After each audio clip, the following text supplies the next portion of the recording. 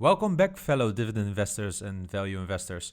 Hey, today I just want to have a really quick look into Starbucks earnings that have just been reported after hours. I'm very interested in this company because I believe it's a wonderful business, but I've hated the stock for such a long time because it was always overvalued and definitely due to financial engineering in my point of view. And if we look at the earnings right now, after earnings, the price is already 4% up, but doesn't really tell us anything, right? I would love to own some of the stock of this company. So hence, I will give you a brief update on what I believe the earnings are really about and whether I want to finally start initiating a position or not. So hey, guys, if you don't follow me yet, hit the like button, subscribe, but let's get started. So what I've first of all done is simply create a highlight of actually the business updates presented by Howard Schultz this time. And it was really, really refreshing to listen to him again because, he's just one of the best CEOs I've ever seen. And I'm really glad that he's took over again. But let's have a look into it. So first of all, of course, we saw already that the buybacks are stopped. So no news there from this point of view, but just so glad because the financial engineering is finally stopping for this company. But what I found really interesting is that they will focus 90% of their new stores on building drive-thrus. I love this model because it is kind of uncharted territory. Of course, there are already a lot of drive-thrus in America, but if you see the success of Dutch Bros as an example, I think this is head-on competition. And I believe also that there's still a lot of room for expansion, even in the US for this. So kudos to this strategy. I'm fully buying into this. Secondly, they are really focused on baristas right now. Of course, I honestly believe that this is the effect of the 50 stores creating a union. So I believe that Howard Schultz wants to be in front of this and actually hike the wages of the baristas. And actually they're screwing at the moment, those unions, because what they are effectively saying is like, hey guys, we can do whatever we want at the moment with the baristas. And you unions, you will have an issue because you're also restricted by law to do things. So what I think Howard Schultz is really doing here is showing that they can do better as a company without unions and really like pulling a leg from the union efforts that are going forward now. Hey, and besides the high wages, also a lot more effort on training. So I believe this is really good because baristas are the ones that in the end serve the customer. And if they don't treat them well, I can imagine that baristas won't treat their customers well. So really, really good to focus on this. At the same time, they're also focusing on partner improvements. What do they mean with partners here? Partners are, let's say, the stores owned by franchisees, by partners. So there were some issues, some complaints lately, and they will introduce now a new app to directly communicate with the partners, and also they will improve the tipping mechanism for partners. So I believe they're also here again on a good track. Howard Schultz is mentioning that he's spending most of his time on the road to co-create with partners and such to improve the relationships. Also very, very important here for the Starbucks brand long term. Also, what was really interesting for me to hear, and I heard it already before, but it was nice and comfort to hear it again from Howard Schultz, that he believes that in the end, China stores count will be larger than the US. So think about this. I believe, what is it, China, 6,000 stores or something like that anytime soon. This will be huge. So there's still really lots of growth ahead for Starbucks as a company when we think about the store counts. Also, what he mentioned is that he will stay for a year effectively. He expects to announce a new CEO in the fall of this year, and in Q1, he is expecting to step out again. So he's really like an interim pope, as we could say, but a really good one as kind of a co-founder of this company. So, he's really putting the strategy in place now so that the new CEO can take on from this. He doesn't want to, I think, get a new CEO with their own plans because I'm sure that Howard knows better. Last but not least, they are going to implement Web3. They effectively want to create digital communities with some incentives behind it, from bringing the physical world into the digital world. They are even talking about NFTs. It's nice to announce it. I saw the share price hike up after hours when they started introducing this as well. Not sure if there's a correlation. I think this whole Web 3.0 is really overhyped at the moment, but I think it is good for Starbucks to invest a little bit in this because they've always been really leading the way forward by trying new business concepts and business models. So these were the highlights of the business updates that I took out of the earnings report and out of the conference call that I listened into. So, this is all great. So it looks like the company is doing the right things going forward. Howard Schultz is on fire. But let's look now into the finances because they are equally important here. A good company can still make a bad stock. So if we look at this, what we can say here is that America really led the way this quarter. Global store sales increased 7% overall, and they are able to pass on some of the inflation to the customer by increasing the average ticket. But as you can see, America is really leading the way here by an increase of 12%. And where really the issue is in Europe. I would say, for instance, international comparable store sales decreased 8%. But where the issue really is just China. Look, 23% store sales decreased. They mentioned several times also in the conference call. Shanghai is effectively in full lockdown. Not a lot happening there in China from that point of view.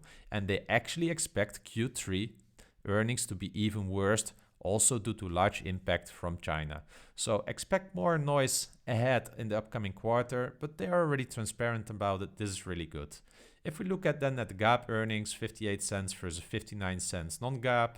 And what I also liked here is that the loyalty program increased up 17% year over year. And I think this is really good because these are really high paying customers. But look, these were the highlights that the company put in their press release. Let's have a look into the numbers quickly as well. Let's go to the balance sheet and the cash flow statement. I will show you something interesting there.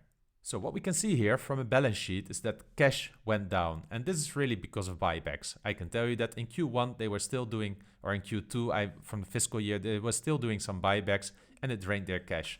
But what we can see here is that the inventories went up. And this is important to know here because this probably has also to do with inflation. But I'll show you soon also what it means in the cash flow statement. So let's have a look into that. Long-term debt increased slightly, not much concerning. And the deficit retained is again decreasing, so in the minus. And that's why it has also total equity deficit because of the share buybacks. So we know this. If you want to know more about this, look at the older video from me. I put the link into the description.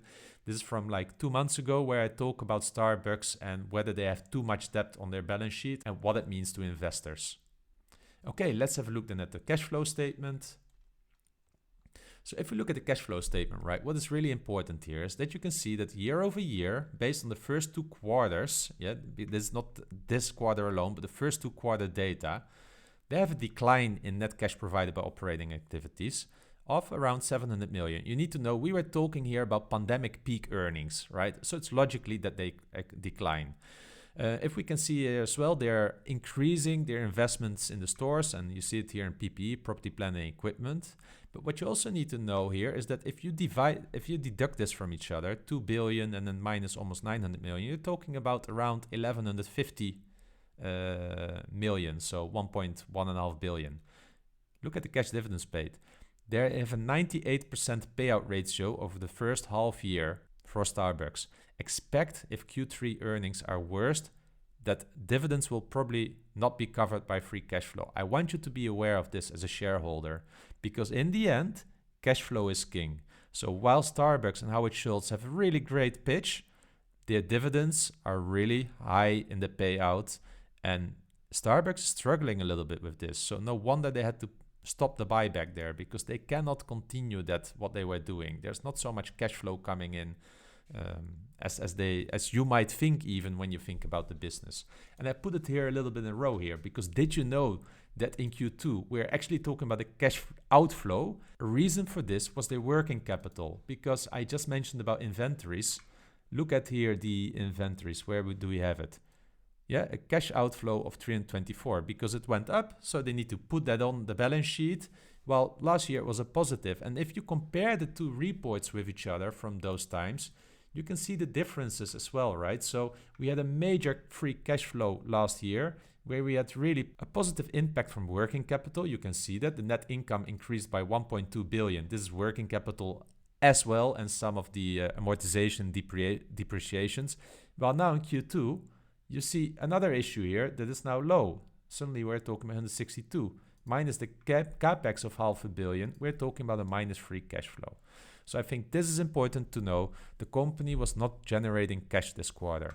Overall, in the first 2 quarters, let's say the first half year, it generated a 1.1 billion positive free cash flow, but again, hardly covering the dividends. I think this is really important for you to know as a dividend growth investor.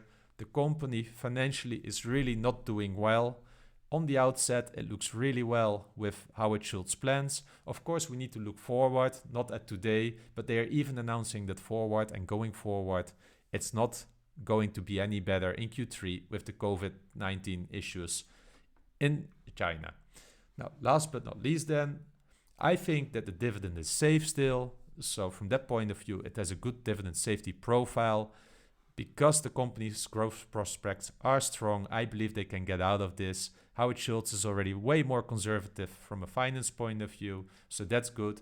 However, from an analysis point of view, you can see there are several red items here. I still think it's too expensive. I believe that the company should be trading around $69. If it hits $69, I will buy it. I will buy some, I will initiate a position. A listener recently asked me, why don't I look at a margin of safety?